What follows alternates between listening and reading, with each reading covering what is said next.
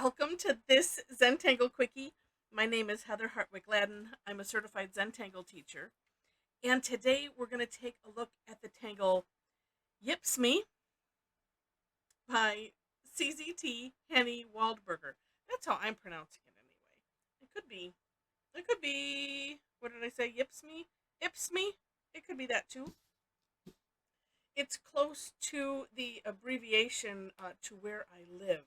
So it just kind of came natural there.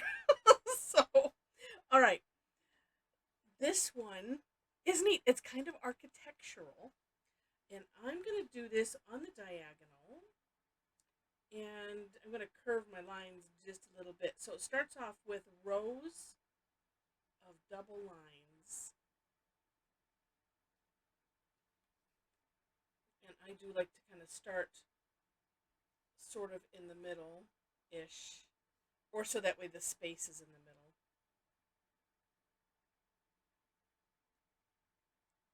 And then work my way out to the other sides. So this is a nice fill in, but you could just take, one row, do two lines and make it a border. That could be neat too. All right. So somewhat as the name, well, there's a Y in it. So we're going to do a lot of Y's. All right. So I'm going to start in the middle, and this is where you can play with how big of a distance you want, the shape of your Y, how big you want this part to be, etc. And then how far apart to separate them. Now, looking at it, just know that you're going to put four lines here, and it's funny because I had to take, and I'll go ahead and just do, part of me this is like just don't think about it and just do, it'll all be fine. I had to take a couple double takes at the step out and the sample, which, by the way, is in the description section. And as I'm changing my tile direction, as you do it, make sure to change your tile direction so your hand is comfortable. And when you see her sample, and when you see at the end, some of the effect is different if these are close together or far apart. That's all there is. So it's just one of those things where, because we also don't necessarily plan in Zentangle, so that's why I just say don't worry about it. But it is something to be aware of, so that way um, you can play with the distance and have a neat result. Now let's see. Yeah, and then we're I didn't mention it because I was talking about something else, right? We're gonna alternate the Y's. So get your one nice row, and then this one I started with the stem of the Y, and so just did this straight line up, and then continued. That way they can, it's kind of divided. Here though, you can kind of sort of, and then at the same time, guess what? Just don't worry about it. Oof. Sometimes when I don't worry about it, I get a funny looking Y like that one. But same thing. Don't worry about it. I might or might not do. I think I'll leave those the little partial ones just empty. Okay. Then, pretty much from here on out, we get to play with aura-ing. So aura-ing is basically outlining. So I'm just going to start here right in the center, and we're going to do two auras on the outside of of each side, really. But what I like to do is I was just doing one side at a time, so I'm not flipping my tile continuously. And a couple options for aura-ing. So if you find yourself not feeling comfortable with it, you could do like I'm doing, where I'm getting the corner first and then going up and then going down. Sometimes if I try to do the whole thing like here, well, sometimes I'll pause and turn a little bit, but I have been known to do just kind of in one stroke. And then sometimes when I do that, I'm sometimes not happy with the results that I get. So I share that in case it helps you.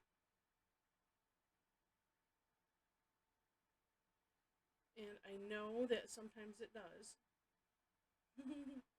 And I appreciate comments when, if there's something like that that helps you, or if you're having an issue, leave it in the comments also, and we'll see if we can offer a suggestion or something. Now the reason, that kind of looks neat. Um,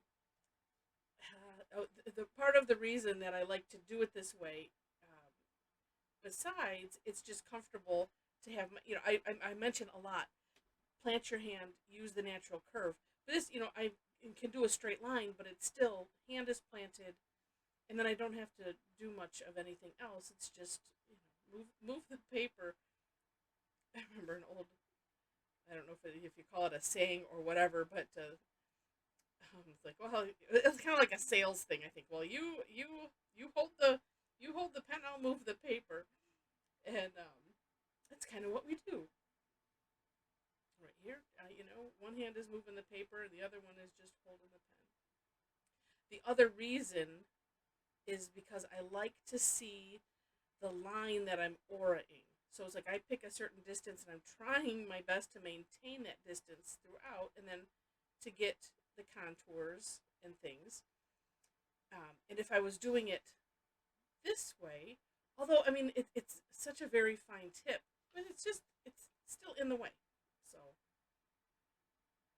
we want to just be as comfortable as possible when we're doing this, because then it leads us to that, to being able to take advantage of the, what I like to call the side effects of Zentangle, which are the meditative um, qualities, that the kind of the peacefulness, the losing time, um, and just enjoying what you're doing, because we're just focusing on this stroke, and working to keep it steady. But that's it. We're just watching the pen go, and we're not thinking about anything else. Although I'm seeing right here is like, well, I could have done another one right here. So let's do, just because I have this gap.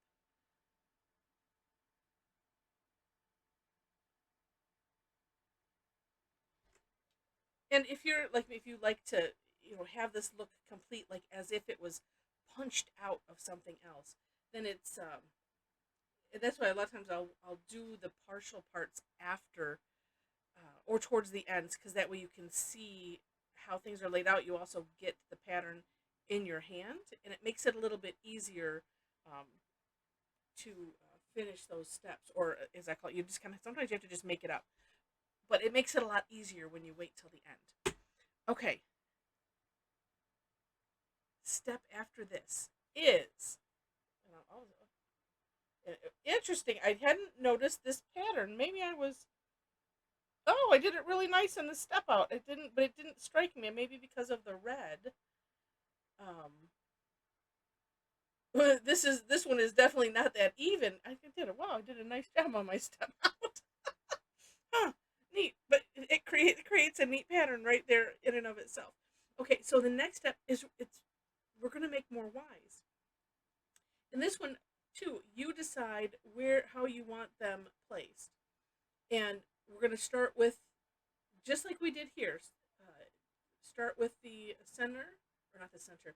I mistakenly, when I was looking at it, thought, oh, do the center and then aura either side. It's like, no, no, no, no, that's not how it is. So we're doing the top. So you just have to place it with that in mind. And, I try to center it, in between here. And then the same thing.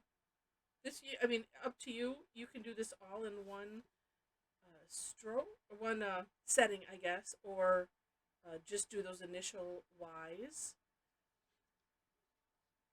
and continue on. Maybe I'll do that for the rest of them. Actually, yeah, I'm thinking, why would I? Here's why I might fill in all of those at one time, because you kind of learn as you go, especially if you're first doing a tangle.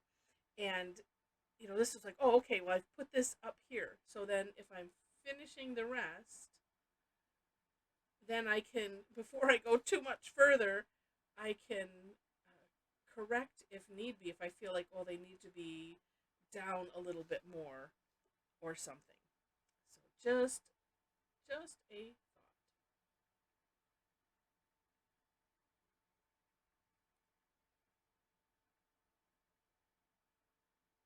And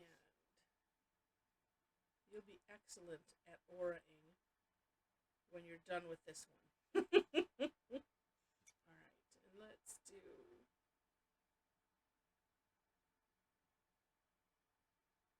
And then as I'm doing it, I'm finding things that, oh, okay, next time I do this, I'm going to make sure to do X.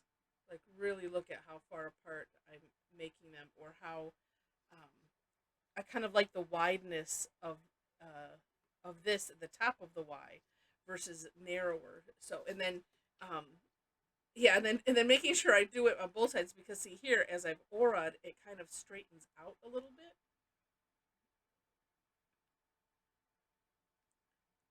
So it's just one of those things, just to keep in mind for next time, because it doesn't. It's not a deal breaker kind of thing. Still looks just fine. Okay, so now I'm doing these little partial guys.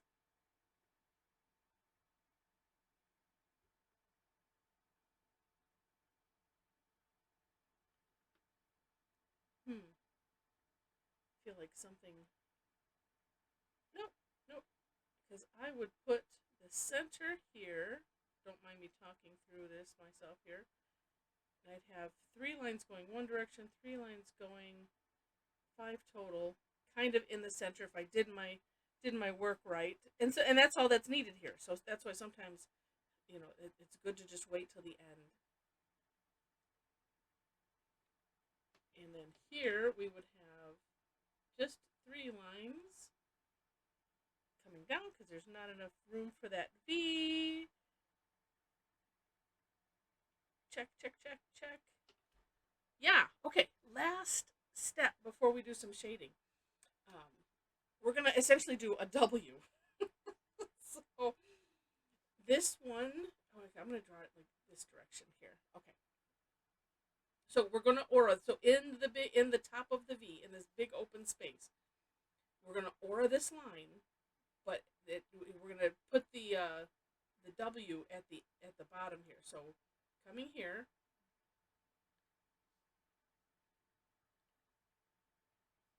I'm thinking I might have wanted to, let me do it this direction. Yeah, it's not necessarily comfortable in my hand, but I like being able to see. So it's almost like, here's this, this, the bottom of the Y here, and then, we're mirroring it up here at the top, creating what looks like a W. So however it works good for you. And that one, gosh, okay, we're just going to put that little mark there. That's all that fits. And this is just going on the first ones that we made. So what we've created is these Y's in the background. And then this one would just have that. And that is it. So then shading, and this is where the magic will happen. It's where it usually happens anyway, right? So I'm going to put, keeping those first Y's at the forefront. Actually, let me do all of these, this one side. We're going to put graphite on the outside edges of those Y's.